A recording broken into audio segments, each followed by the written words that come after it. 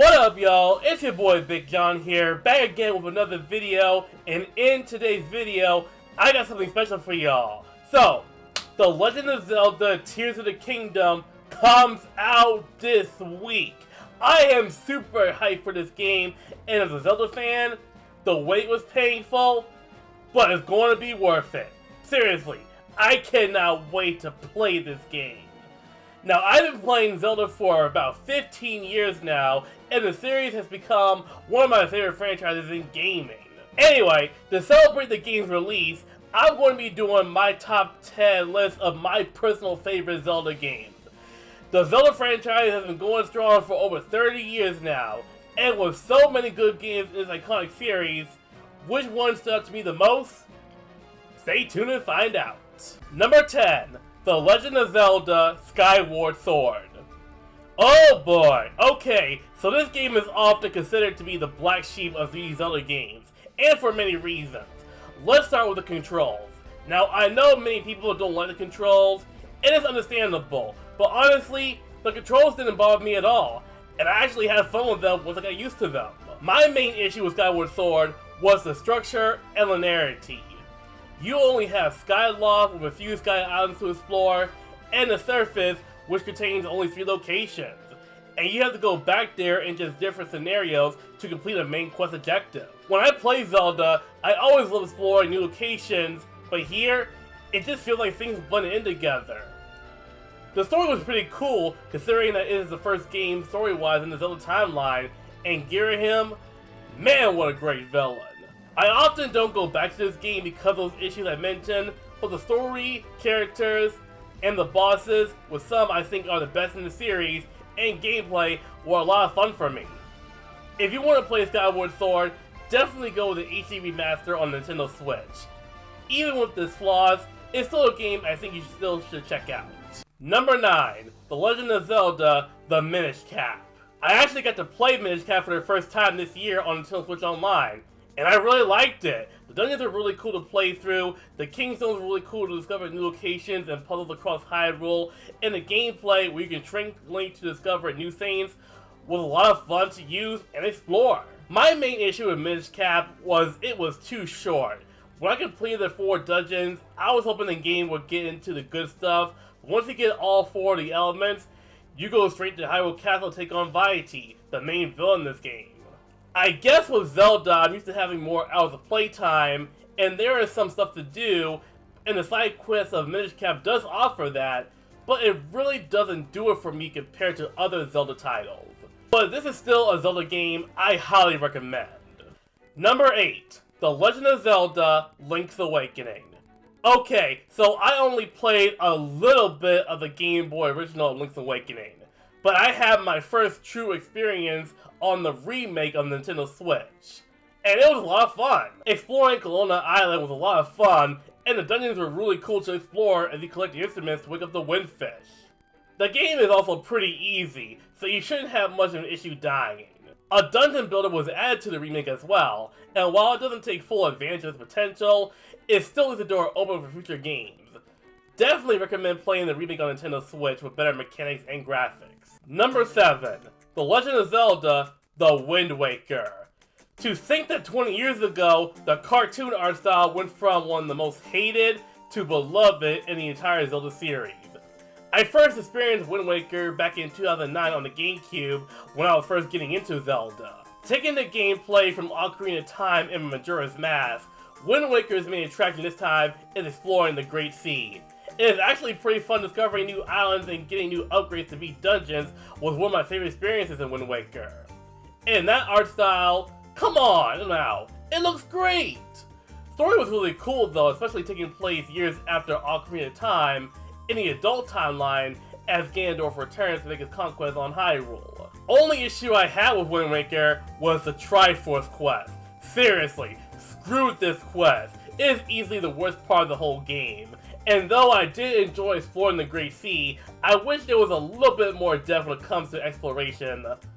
Other than that, Wind Waker is a great game to play either on GameCube or on the Wii U. Why is it on Switch though? Number 6. The Legend of Zelda A Link Between Worlds. the spiritual successor to A Link to the Past, released on the 3DS back in 2013.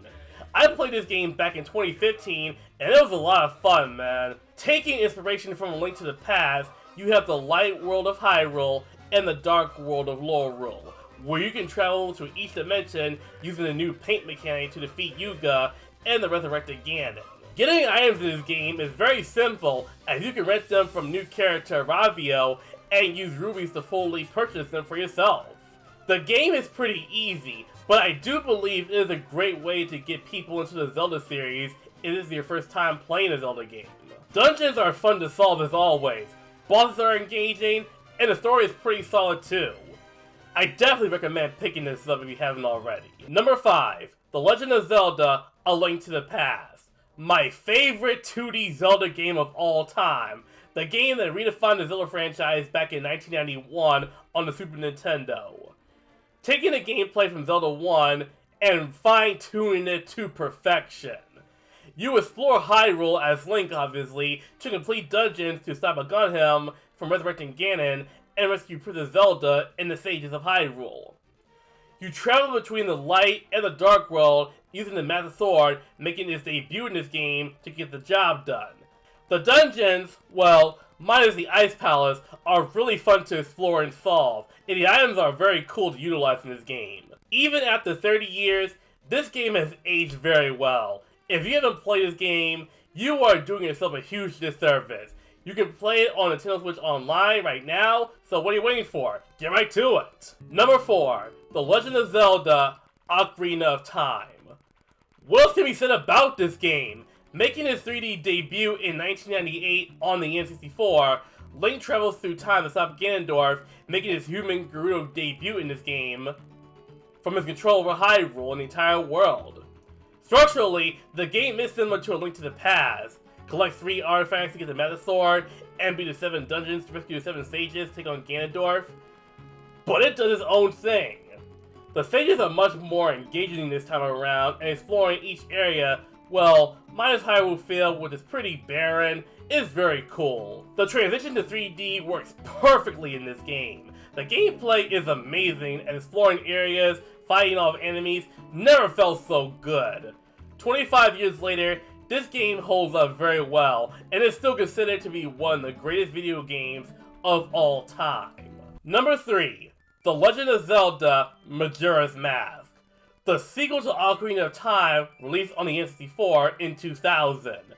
Taking place after Ocarina of Time, young Link searches for Navi after she left Link at the end of Ocarina of Time, but is attacked by a Skull Kid who steals Link's Ocarina and is transformed into a Deco and ends up in the parallel world of Hyrule, Termina, where in 3 days, the moon, cursed by the Skull Kid wearing Majora's Mask, will destroy Termina and the people around it. There are 4 dungeons this time around, but what makes Majora's Mask stand out compared to Ocarina of Time are the side quests. There are tons of side quests to do in this game, and it rewards you with different masks and items you can receive to complete different tasks in the game, especially with a new 3D cycling mechanic, where you lose the Ocarina to rewind time and slow down time to complete different objectives during the 3-day cycle. And I really enjoy this mechanic though, and it really engages you with character interactions, discovering new items, and many ways to solve puzzles in this game. The transformation masks are really cool to use as well. I always end up using the Gora mask though, my personal favorite. And Termina, compared to Hyrule, is a lot more engaging to explore. It's smaller, the NPCs are more interesting, especially with the side quests. I'm looking at you, Andrew and Kayfaye. With these additions, I find this better than Ocarina of Time. Yeah, I know it's a bold statement, but honestly, that's just how I feel. If you haven't played this game, you are doing yourself a huge disservice. You can play this now on Nintendo Switch Online, so get right to it! Number 2. The Legend of Zelda: Twilight Princess.